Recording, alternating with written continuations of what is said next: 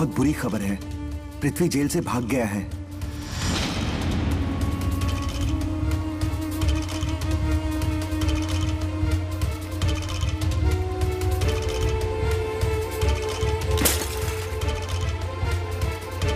वचन दीजिए कि जब कभी कोई राजनीतिक संकट आपके सामने आए और आपको रक्त और सत्य में से कुछ चुनना हो तो आप सत्य को चुनेंगे।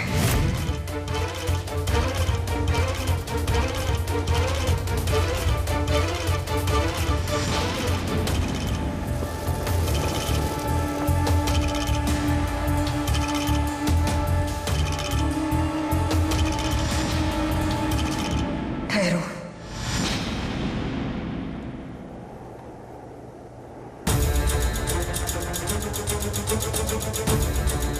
पिता को मुखाग्नि देने का अधिकार ज्येष्ठ पुत्र का होता है और इस अधिकार से मुखाग्नि पृथ्वी देगा।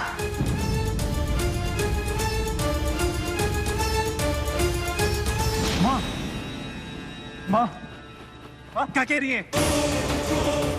क्यों कर रही है ऐसा? मेरा अधिकार मत छीनिए।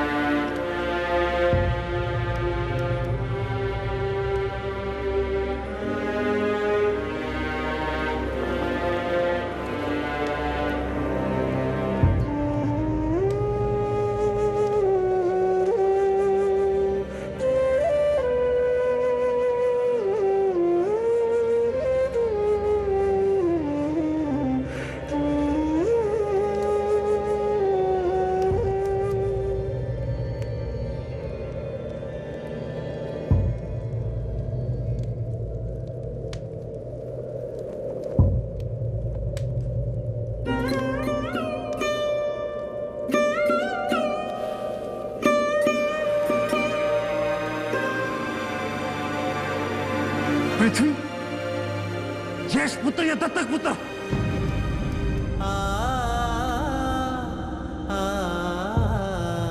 जिसने मेरे पिता की और आपके पति की हत्या करने की साजिश की।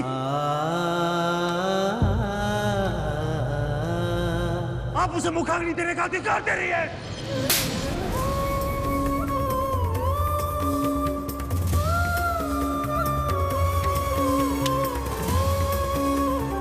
अगर अपनी कोख से जन्म नहीं दिया होता ना तो अब तक तुम्हारी गर्दन कट चुकी होती है। रेनाल ने नहीं, पृथ्वी ने भी नहीं,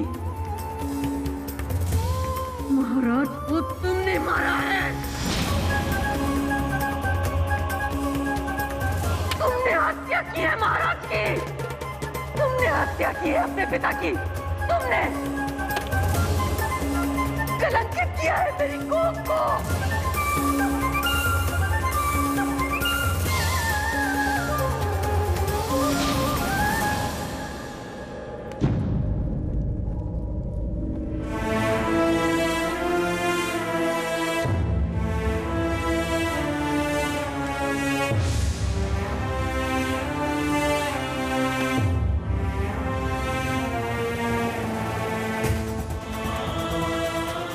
विनती है हमारी तुमसे, पिताजी, आप आदेश करें। मान्यखेड़ और मालवा की नफरत को हमेशा के लिए खत्म करना होगा। मालवा और मान्यखेड़ के बीच जो नफरत की दीवार थी पिताजी, वो सदैव के लिए गिर चुकी है पिताजी। यही इच्छा थी ना आपकी। पृथ्वी पुत्र, कितने वर्षों से ये पिता की आंखें यही सपना देख रही थी। बहुत कर दिया तुमने मुझे। ऋणी हूं मैं तुम्हारा पुत्र। पृथ्वी वल्लभ ने अपने नाम को सार्थक किया है। इतिहास पृथ्वी वल्लभ को प्रेम के प्रतीक के रूप से स्मरण करेगा।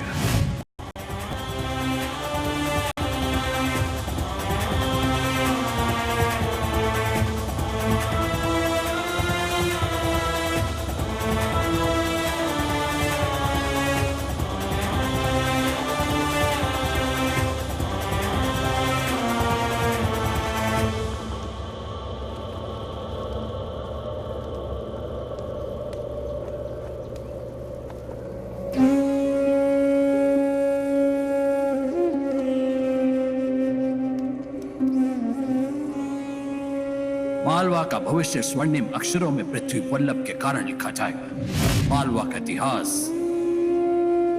मुंज की वीर गाथा होगी। मालवा की मिट्टी पृथ्वी वल्लभ के नाम से जानी जाती है। तुम पर्याय हो चुके इस वीर भूमि के, हमसे अब ये भार नहीं संभाला जाता। आज हम पृथ्वी वल्लभ को मालवा का भावी सम्राट घोषित करते हैं।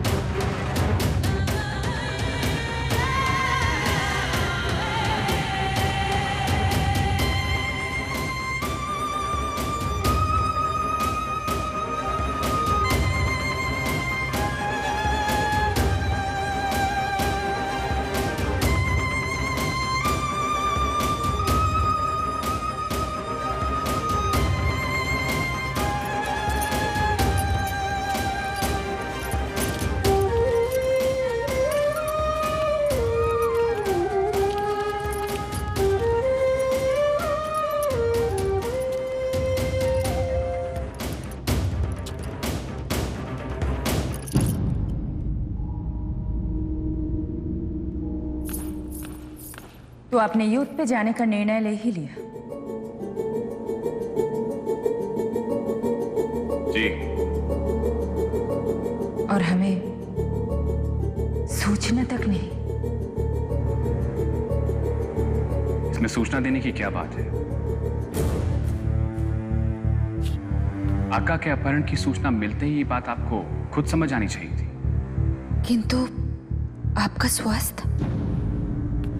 ठीक है, तो हम गुरु आदित्य को सूचना भिजवा देते हैं कि जब तक हमारा स्वास्थ्य ठीक नहीं हो जाता, अक्का के अपहरण को भूल जाए। हमारे कहने का तात्पर्य ये नहीं था। क्या तात्पर्य था आपका? आप हमें समझाइए, क्या कहना चाहती हैं आप? कि हम अपने स्वास्थ्य की दुहाई देकर एक कायर की तरह अपनी बहन को शत्रुओं के सामने मरने के लिए छोड़ दें और यहां आपके आंचल में छुपे बैठे रहें? मैंने तो सिर्फ आपके स्वास्थ्य की चिंता चकला देवी, हमारा स्वास्थ्य इतना भी खराब नहीं है कि हम अपनी अक्का को भूलकर राजमहल में आराम करें।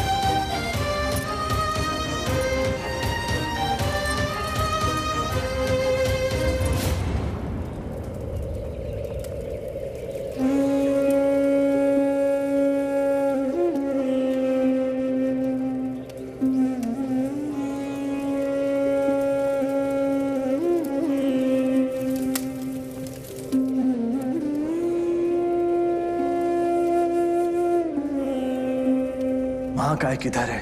कुछ ही समय पहले उन्हें राजमहल की ओर जाते हुए देखा है। उन्हें तुरंत बंदी बनाया जाए। जी।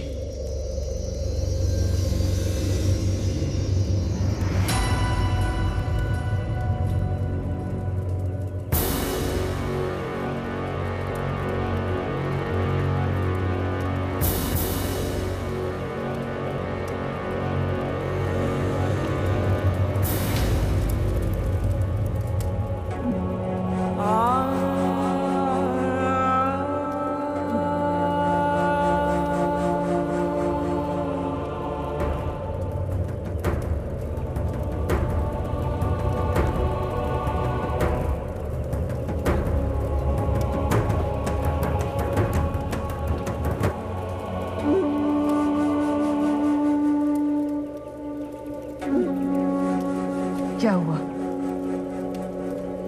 सिंधुराज ने मृणाल को मृत्यु दंड सुनाया। उन्हें फांसी के लिए ले जाया जा रहा है।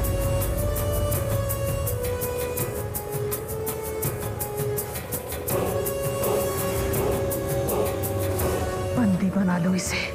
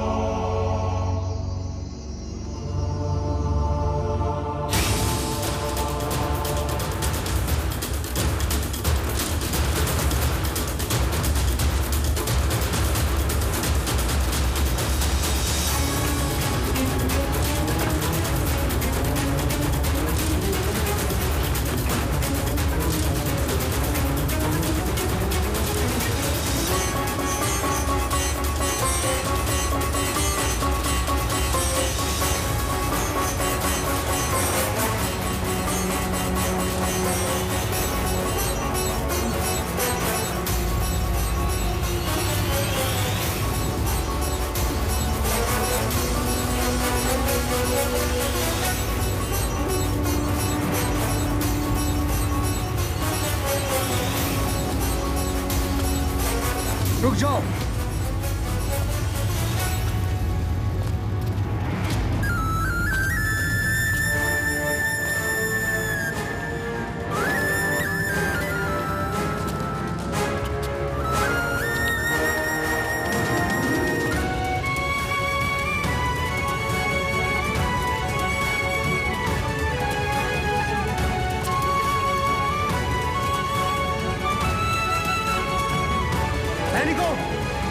बंदी बना लो इसे। सावधान, कोई आगे नहीं बढ़ेगा।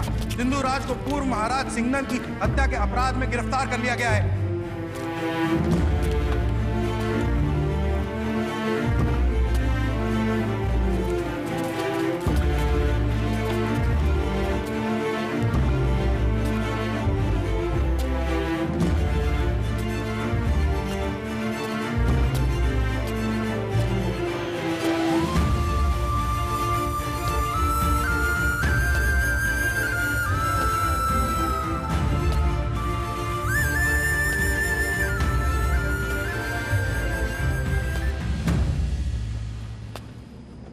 धिक्कार है तुम पर,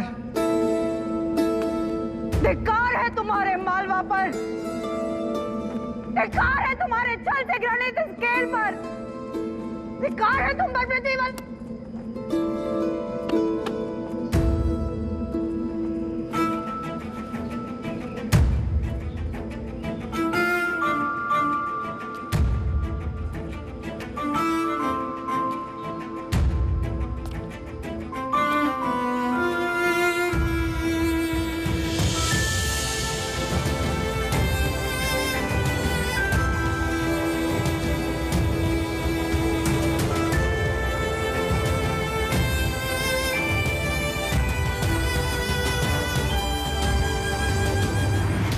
जाइए और विजयी होकर लौटिए।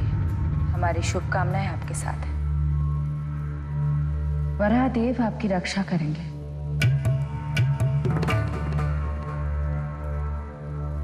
हमें आपकी प्रतीक्षा रहेगी।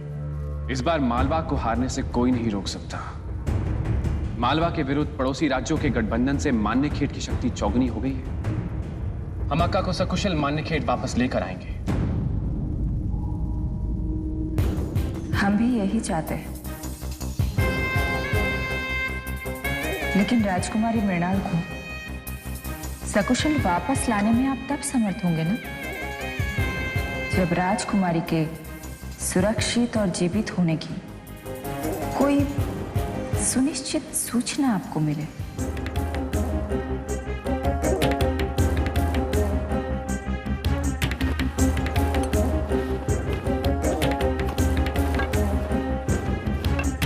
कानों को सुनने की आदत डाल दीजिए महारानी जगदला। तात्पर्य?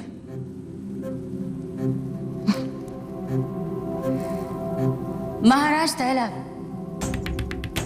राजकुमारी मृणाल को मान्यखेट वापस लाने के लिए गए, बहुत ही जल्द।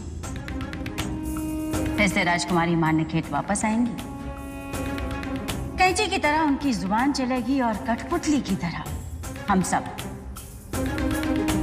और पूरा मान्यखेट उनके इशारों पर नाचेगा।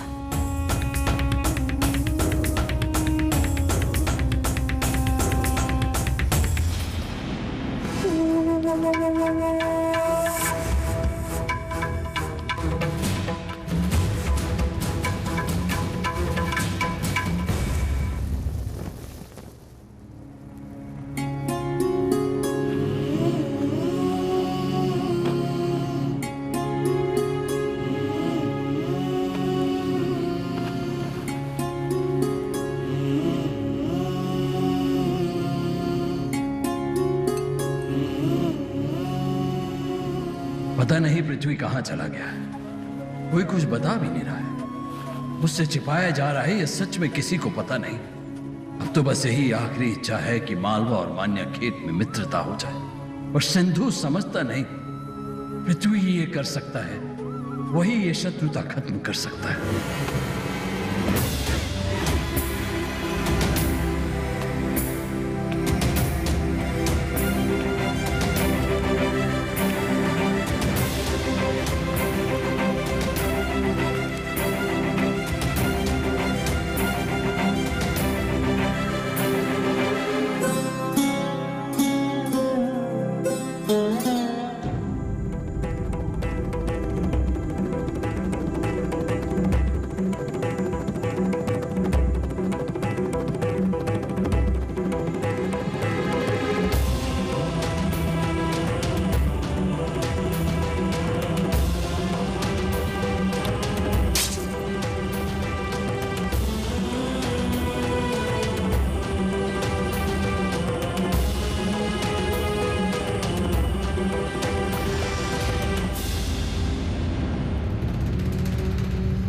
तुरंत सूचना भेजो, महापुरोहित महाकाय ने आत्महत्या कर ली है।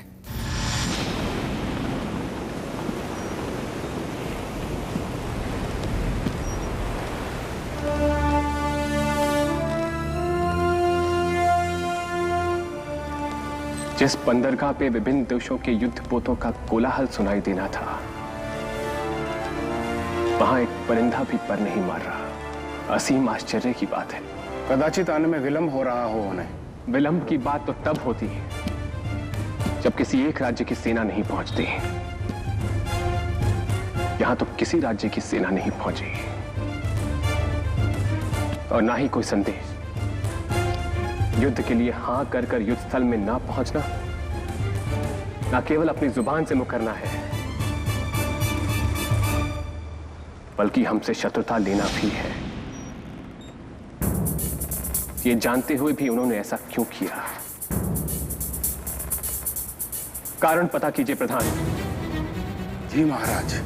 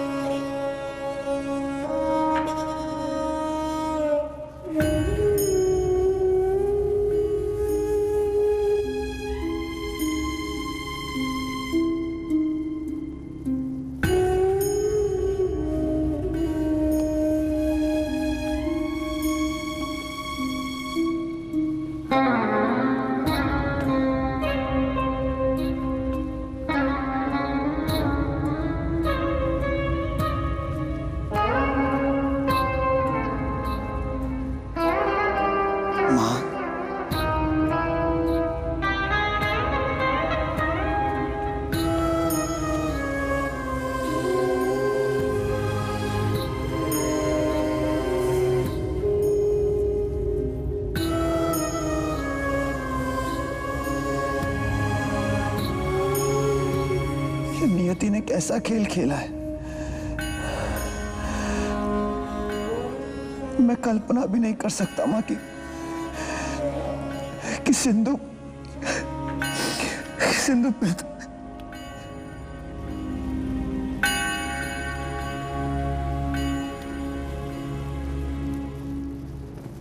हो सकता है ना कि सिंधु के साथ भी मेरी तरह कोई षड्यंत्र कर रहा हो। मां, मेरे निर्णय की सत्यता क्या है उसकी साक्षी सावित्री है। सावित्री तुम्हें बताएगी कि सत्य क्या है। जी राजमाता, अब यदि सत्य नहीं कहा तो अनर्थ हो जाएगा। हम साक्षी है पृथ्वी भैया, हमारे पति के इस जघन्य अपराध की।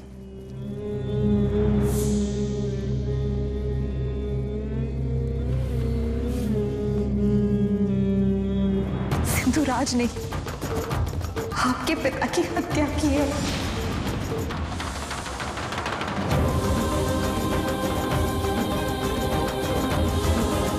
संयोगवश हम बड़े महाराज के कक्ष में उनके लिए भोजन लेकर पहुंचे ही थे जब सिंधुराज इस जघन्य कार्य में संलग्न थे। इसके पहले कि हम कुछ समझ पाते, बड़े महाराज की सांसें बंद हो चुकी थी।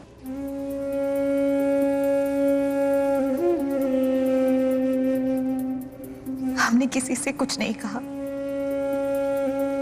कैसे कहते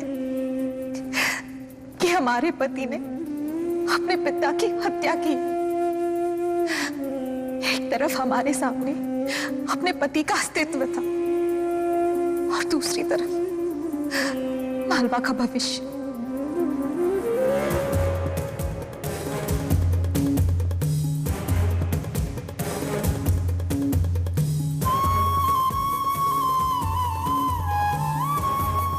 सावित्री, आज आपने समस्त मालवा को अपना ऋणी बना लिया है।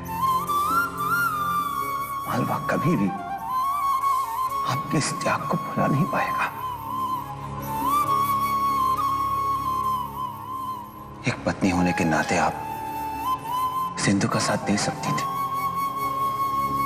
हमें कभी भी षड्यंत्र का पता नहीं चलता। लेकिन आपके इस त्याग ने मेरे नेत्रों में आपके लिए सम्मान और भी बढ़ा दिया है। और आज मेरे द्वारा लिए जाने वाले निर्णय को आपके साक्ष्य ने आधार दे दिया है।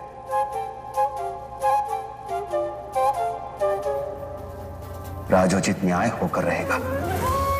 हमारे पति ने न सिर्फ राजपुत्र की गरिमा को कलंकित किया है, बल्कि हमारी स्त्री उचित मर्यादा का हनन भी किया है और इस राजघराने को ऐसा खाव दिया है जो कभी भरा नहीं जा सकता। पृथ्वी भैया, हमारी आपसे विनती है, सिंधुराज को अपने पति के रूप में देख, अपने भाई के रूप में या फिर मालवा के युवराज के रूप में ना देखकर सिर्फ और सिर्फ अपराधी के रूप में देखे और सजा सुनाते समय अपने न्याय से ना डगमगाए। ऐसा ही होगा।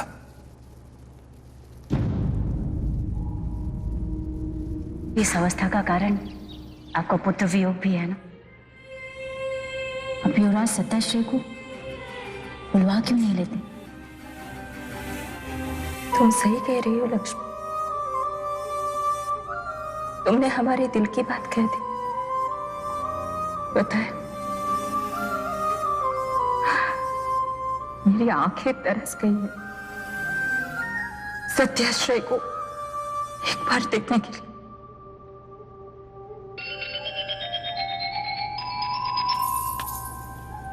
यही अनुरोध हमने मृणाल से भी किया था, लेकिन उसने हमारी बात नहीं मानी। राजकुमारी मृणाल, जिसने अपने भाई के प्रेम को नहीं समझा, वो भला एक मां के दिल के दर्द को क्या समझेगी?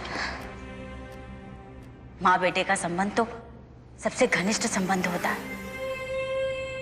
वो दोनों एक दूसरे के सुख दुख को अच्छे से समझ सकते हैं। परंतु मृणाल,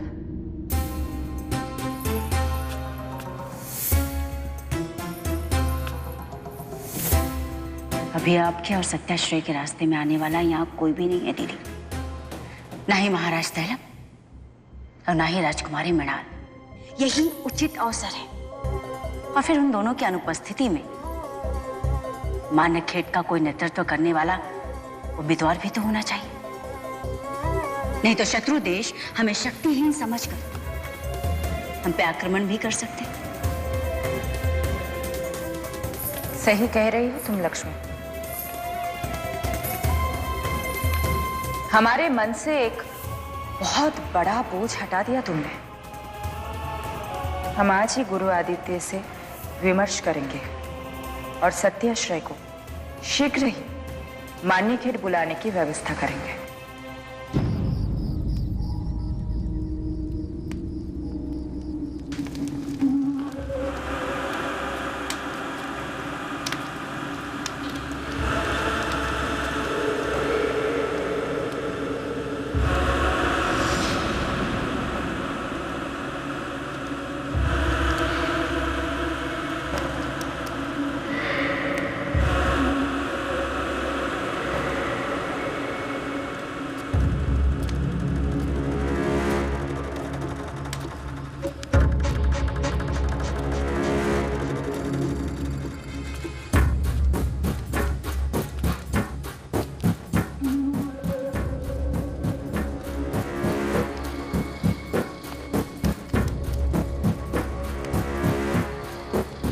ये रक्त और इसका ये लाल रंग ये दोनों ही हमें बहुत पसंद है। पता है क्यों? क्यों? मैं कुछ समझा नहीं। आपकी बात का तात्पर्य क्या है मित्र सत्याश्रय?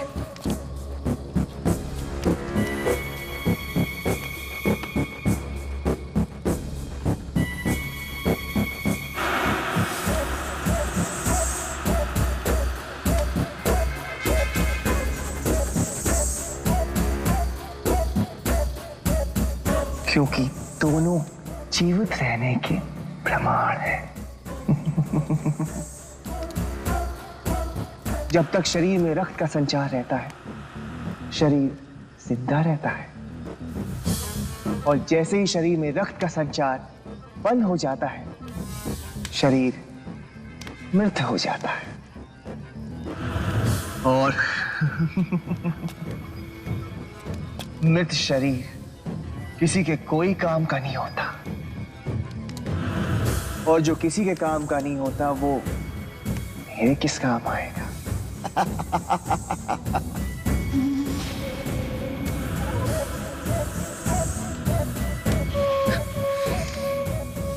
क्यों मित्र बिलाल, सही कहा ना हमने? वो हम क्या कह रहे थे कि बिना हत्या किए भी तो ये कार्य हो सकता है। क्या आवश्यकता है प्रतिदिन एक हत्या करने की? जो जिस कार्य के लिए हो उसकी उपयोगिता तभी तक है जब तक उसका उपयोग और उपभोग उस कार्य के लिए हो। और लड़कियों का उपयोग सिर्फ उनके उपभोग में है। भोग विलास के बाद उनकी उपयोगिता समाप्त हो जाती है। जाओ, उसके शव को नदी में बहा दो। जाओ मित्र। मान्यखेत पहुंचकर आपके इस खेल के लिए प्रतिदिन एक खिलौना कहां से मिलेगा? आपकी मृणाल बुआ के होते हुए आप ये सब कैसे कर पाएंगे? कभी सोचा है?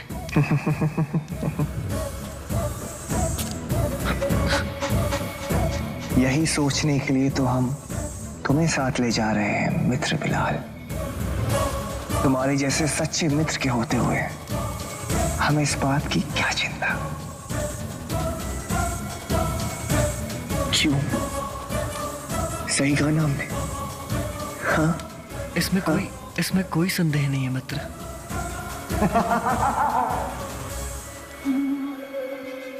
महाराज सिंहदंत की हत्या के लिए युवराज सिंधु को अपराधी पाया गया है। कुछ कहना है अपने पक्ष में? हाँ, कहना है। मुझे ही तो कहना है। आखिर अपराध मैंने ही किया है।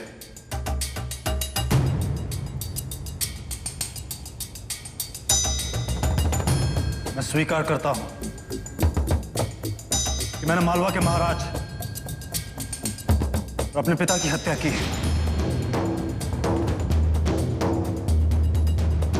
मैंने हत्या की है क्योंकि मैं अपनी ही लाश अपने कंधों पर ढो ढो कर थक गया था। मैंने हत्या की है क्योंकि मैं नहीं मरना चाहता था। मैं व्यक्ति हूं जिंदा, हाड़ मांस का बना। मेरे सर में विचार उत्पन्न होते हैं। उन्होंने हमेशा मेरे विचारों की हत्या की। विचारों की हत्या व्यक्ति की हत्या से बड़ी होती। यदि मैंने राजपुत्र होकर सत्ता की अभिलाषा की तो कौन सा पाप किया? सत्ता मैंने स्वयं सौंपी थी तुम्हें सिंधु। तुम निभा कहां पाए? भीख में मिली सत्ता भीख ही कहलाती है। और तुम एक बरगद के पेड़ की तरह हो जिसकी छांव में कोई नहीं पनप सकता। जहां देखो पृथ्वी, उदार पृथ्वी, विराट पृथ्वी, कवि पृथ्वी, चित्रकार पृथ्वी, मूर्तिकार पृथ्वी, युद्ध का स्वामी पृथ्वी, प्रेमी पृथ्वी, पितृभक्त पृथ्वी, पृथ्वी पृथ्वी। बरगद हो तुम। विराट भुजाएं धरती को घेरती है और ऊंचाई आसमान को ललकारती। लेकिन तुमने मुझसे मेरा सब कुछ छीना, मेरा राज्य छीना, मेरा पुत्र छीना, और इसकी इजाजत मेरे पिता ने तुम्हें दी। बस!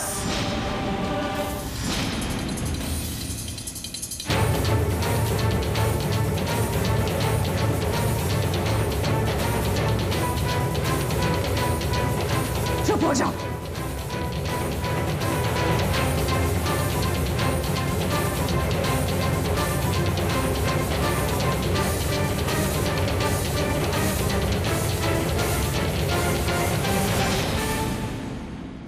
वो केवल तुम्हारे पिता नहीं थे, वो मालवा के महाराज भी थे।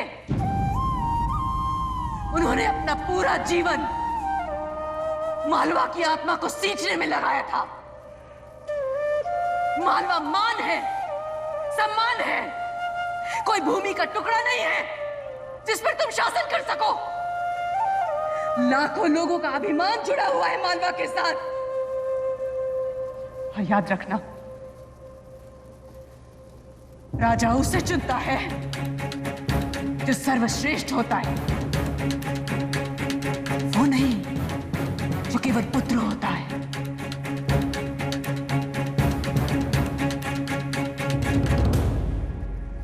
हाँ, पिता का दायित्व होता है कि वो अपने पुत्र का लालन करे, पालन करे, और पुत्र का भी दायित्व होता है कि वो अपने पिता के मान सम्मान की रक्षा करे।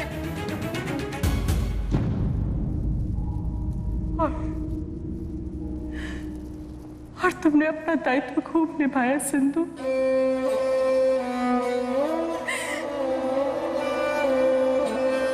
कितना सुंदर जीवन बनाया है मेरा। देखो मेरे जीवन में कितने रंग भर दिए तुमने।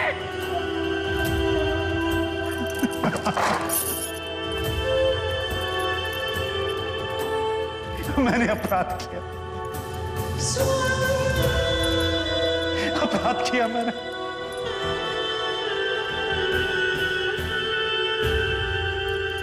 अपने पिता की नहीं, मर्यादा की हत्या की है मां। अब आपसे एक ही चीज मांगता हूं, मृत्युदंड।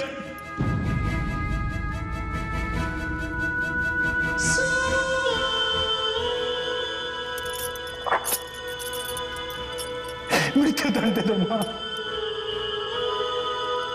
पश्चाताप से बड़ी कोई सजा नहीं होती और प्रायश्चित से बड़ा कोई दंड नहीं।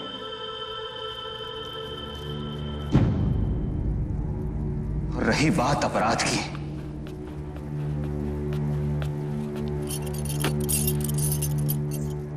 तो हम सभी कुछ ना कुछ अपराध करते हैं सिंधु।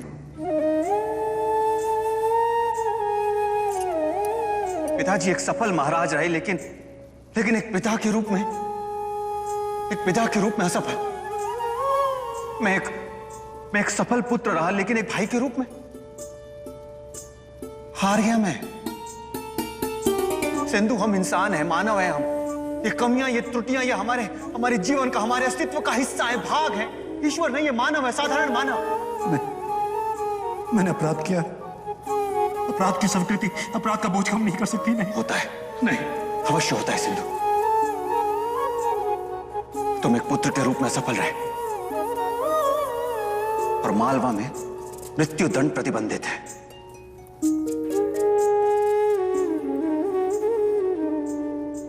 पिताजी कहते थे कि संसार में कोई भी अपराध इतना बड़ा नहीं कि जिसकी सजा मृत्यु दंड हो। मालवा की संस्कृति हमें हत्या के बदले हत्या नहीं सिखाती। एक राजा होने के दायित्व से और मालवा के सिद्धांतों के अनुसार युवराज सिंधु की सजा आजीवन कारावास या राज्य निष्कासन होनी चाहिए।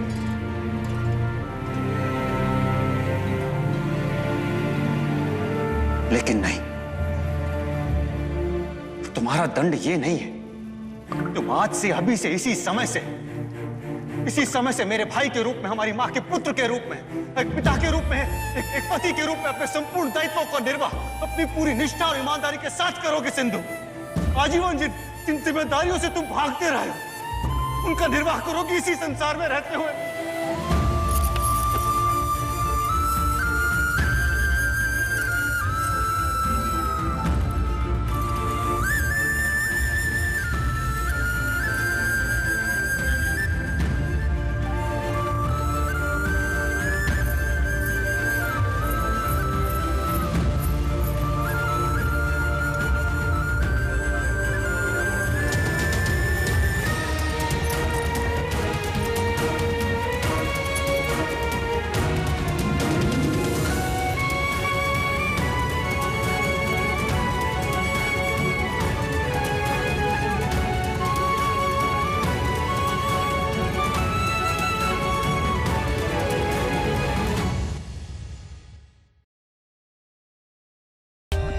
For more updates, subscribe to our channel, click the show links and enjoy watching the videos.